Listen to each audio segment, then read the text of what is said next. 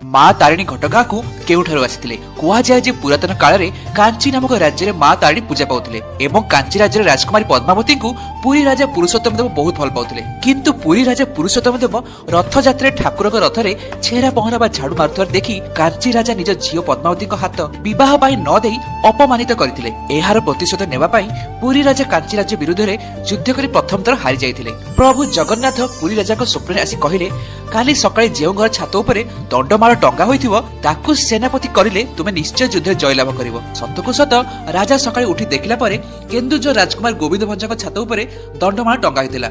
ତେଣୁ ପୁରୀ ରାଜା ପୁରୁଷୋତ୍ତମ ଦେବ ଗୋବିନ୍ଦ ଭଞ୍ଜକୁ ନିଜର ସେନାପତି କରି ଦ୍ୱିତୀୟ ଥର କାଞ୍ଚି ଅଭିଯାନ କରିଥିଲେ। କୁହାଯାଏ ଯେ ସ୍ୱୟଂ ଜଗନ୍ନାଥ ଏବଂ ବଳଭଦ୍ର ସୈନ୍ୟ ବେଶରେ ଏହି ଯୁଦ୍ଧରେ ଲଢିଥିଲେ। ଦ୍ୱିତୀୟ ଚେଷ୍ଟାରେ ଜୟଲାଭ କରି ଗୋବିନ୍ଦ ଭଞ୍ଜ ମା ତାରିଣୀକୁ ଶ୍ରୀକ୍ଷେତ୍ର ପୁରୀକୁ ଆଣିଥିଲେ। କିନ୍ତୁ ପରେ ଯେତେବେଳେ ନିଜର ପିତାଙ୍କ ମୃତ୍ୟୁ ପରେ ଗୋବିନ୍ଦ ଭଞ୍ଜ କେନ୍ଦୁଝରକୁ ଫେରୁଥିଲେ ସେତେବେଳେ ମା ତାରିଣୀଙ୍କୁ ନିଜ ସହିତ କେନ୍ଦୁଝର ଯିବାକୁ ପ୍ରାର୍ଥନା କରିଥିଲେ। ମା ତାରିଣୀ କହିଥିଲେ ଯେ ସେ ତାଙ୍କ ପଛେ ପଛେ ସ୍ୱୟଂ ଯିବେ, କିନ୍ତୁ ଯେଉଁଠି ବି ଗୋବିନ୍ଦ ଭଞ୍ଜ ପଛକୁ ଚାହିଁ ତାଙ୍କୁ ବୁଲି ଦେଖିବେ ସେଠି ସେ ରହିଯିବେ। ତାଙ୍କ କଥାରେ ରାଜି ହୋଇ ଗୋବିନ୍ଦ ଭଞ୍ଜ ମା ତାରିଣୀଙ୍କ ସହ କେନ୍ଦୁଝର ବାହାରିଲେ। ରାସ୍ତାରେ ମା ତାରିଣୀଙ୍କର ପାଉଁଜିର ରୁଣୁଝୁଣୁ ଶବ୍ଦରୁ ଗୋବିନ୍ଦ ଭଞ୍ଜ ଜାଣିପାରୁଥିଲେ ଯେ ମା ତାରିଣୀ ତାଙ୍କ ପଛେ ପଛେ ଆସୁଛନ୍ତି। କିନ୍ତୁ କିଛି ସମୟ ପରେ ଘଟଗାଁର ଜଙ୍ଗଲ ରାସ୍ତା ଦେଇ ଯାଉଥିଲା ବେଳେ ଏହି ପାଉଁଜିର ଶବ୍ଦ ଆଉ ଶୁଭିଲା ନାହିଁ। ତେଣୁ ଗୋବିନ୍ଦ ଭଞ୍ଜଙ୍କ ମନରେ ଆଶଙ୍କା ସୃଷ୍ଟି ହେଲା। ସେ ପଛକୁ ଚାହିଁ ଦେଖିଲା ବେଳକୁ ମା ତାରିଣୀ ତାଙ୍କ ପଛେ ପଛେ ଏବେ ମଧ୍ୟ ଆସୁଥିଲେ। ମା ତାରିଣୀ ଗୋବିନ୍ଦ ଭଞ୍ଜଙ୍କୁ କହିଲେ, ତୁ ତୋର ପ୍ରତିଜ୍ଞା ଭାଙ୍ଗି ପଛକୁ ଅନାଇଲୁ, ତେଣୁ ଏବେ ମୁଁ ଆଗକୁ ନ ଯାଇ ଏହିଠାରେ ରହିବି।